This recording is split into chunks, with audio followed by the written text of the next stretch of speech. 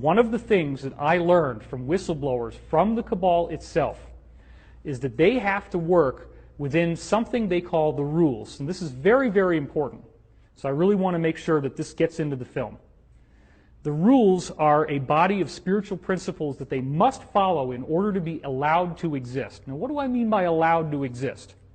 I mean that they are aware that there are benevolent forces that will prevent them from achieving their goals unless we give them permission to enslave us. Now think about that. Well, I didn't give them permission. So why did they put this plan for 3 world wars on display in a book that's hanging there open behind glass in the British Museum Library of London? And those 3 world wars that they're outlining are exactly World War I, World War II, and the war on terrorism. Because the rules state that they have to tell us what they're doing. Therefore, if we allow it to happen, we have consented to tyranny, we have consented to enslavement.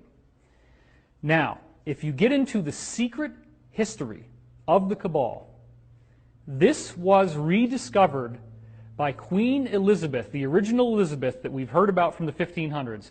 Queen Elizabeth's royal astrologer, a man named John Dee, who is the prototype of the wizard with the long beard, the hat, and what he did was to rediscover, through these ancient documents that were in the Vatican, the technology of how to access what they considered to be spiritual beings that were useful to them, but what we would consider to be demonic or evil beings.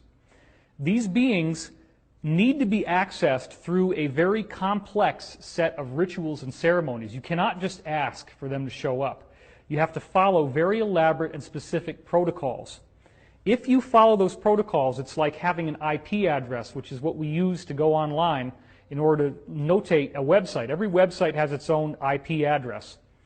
These spiritual beings, such as Baal and Moloch, which they still do ceremonies for today, such as in Bohemian Grove, there is a giant effigy, stone effigy of an owl. That's the god Moloch. The god Moloch goes all the way back to Rome and Carthage, in which they were offering child sacrifices to this god in exchange for power. So John Dee rediscovered the technology of how to draw the magic circles, how to say the right incantations, how to actually do black magic on a governmental level.